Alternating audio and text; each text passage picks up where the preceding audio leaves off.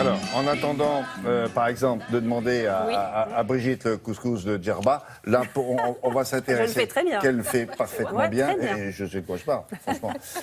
Donc, Karine s'est dit, tiens, je vais demander à mes copines, garçons aussi, pourquoi pas, à mes copains, de me donner leurs recettes fétiches qu'ils ont testées chez eux, avec maman ou pas, et de faire ça pour vous. Exactement. Et donc, on commence par qui? Alors, on va commencer par Frédéric Vion. Voilà, qui fait la revue de presse, l'Actu Plus chez nous à Télématin. Pourquoi j'ai eu cette idée-là? Parce qu'on croit tous connaître ses collègues de bureau, c'est vrai, mais on ne les connaît pas autant qu'on le croit. Le fait de cuisiner ensemble, c'est toujours un moment propice, un moment de confidence, un moment de connivence. J'ai eu la chance, moi, de cuisiner pas mal avec de nombreux artistes, des écrivains, avec... Bon. Oui. Où ça, dans une autre Je vous vie? ai pas tout dit. Ouais.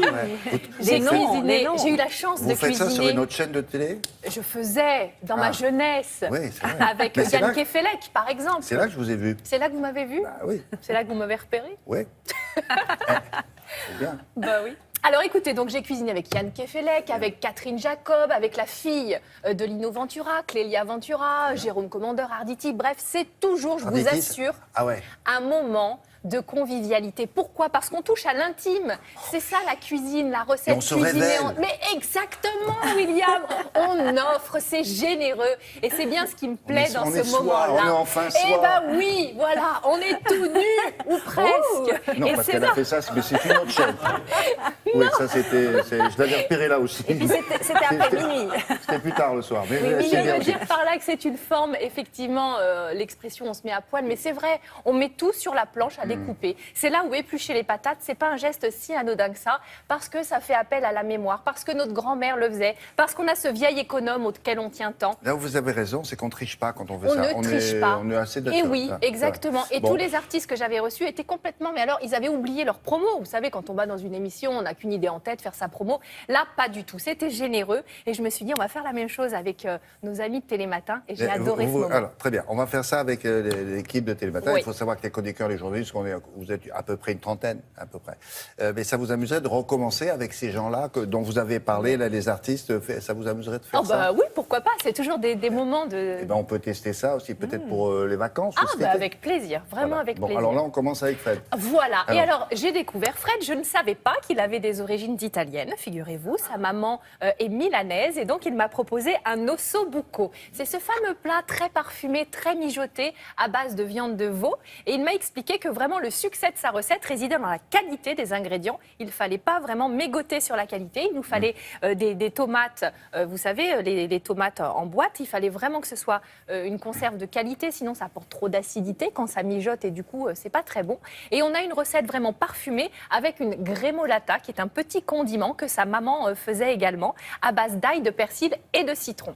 On regarde C'est parti pour l'osso bucco. Bienvenue dans Bonjour, cette merci de cuisine. m'accueillir. Alors, pour ton osso bucco, que faut-il? Il faut d'abord du veau, du collier et du jarret, 2 grosses boîtes de tomates en boîte, des oignons, des carottes, des olives aux anchois, c'est le mieux, un peu de vin blanc, les aromates habituels, le thym, le laurier, un bouillon éventuellement. Alors la polenta, semoule de maïs, de l'eau ou du lait, moi je mets du lait. Et puis pour une petite sauce crue, il faudra du citron, de l'ail et du persil.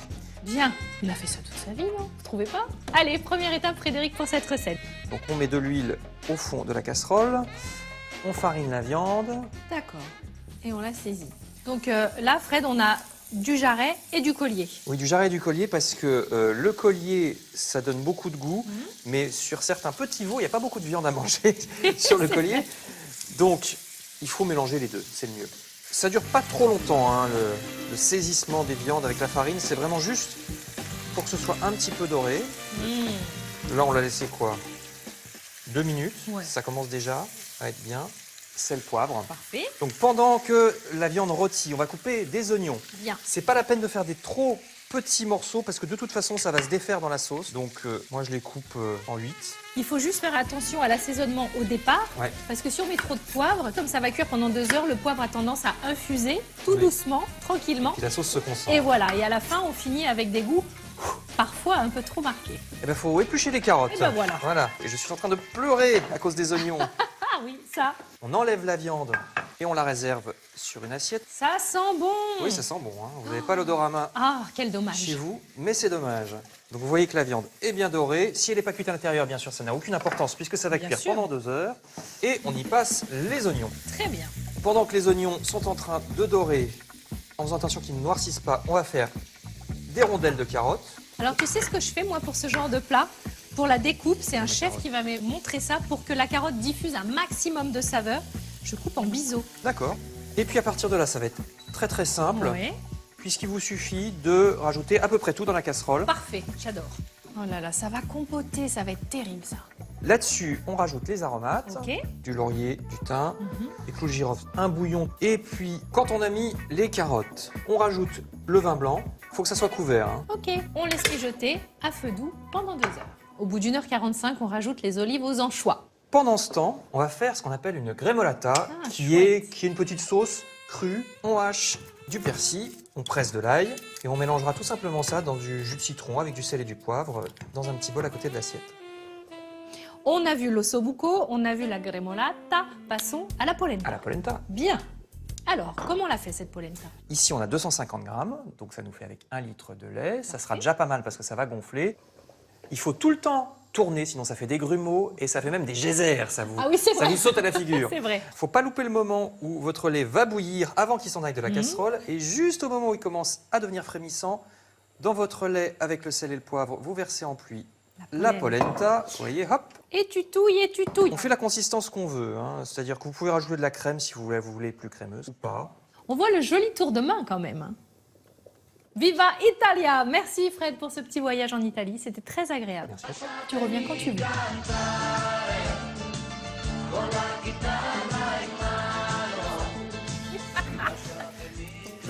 Vous avez demandé ça à combien d'entre nous ici? Alors, demain, on verra le plat de Laurence Ostolazza. Samedi, C'est quoi, ce serait quoi? C'est un chili con carne express. Parce qu'il faut savoir qu'avec Laurence, tout va très vite. Vous allez vrai. voir. Ah oui. Ouais. Ensuite, Chronique rapide, cuisine rapide, proposition rapide. Ah oui, oui, oui. Et Reportage puis, rapide. samedi, c'est Sylvie qui sera à mes côtés. On va faire un Sylvia plat Digard qui s'occupe du d'architecture et de design chez nous. Absolument. Elle Et fait du quoi, coup, elle va nous faire une tourte pied noir. La coca? Ouais, qu'on faisait dans sa famille. Ah oui, la coca. Dites donc, William, vous me semblez bien calé en cuisine. Vous allez venir dans ma petite Alors cuisine voilà, là, hein, on va Mais voir si, ça avec... Le rendez-vous est là, pris, on n'a j'ai pas des le temps, témoins. il va falloir s'en aller. Moi, je vous fais la recette du pain grillé. Ça, vous allez adorer. Avec du beurre, j'espère. Salé. Merci beaucoup, les filles. À demain. Vous étiez formidables.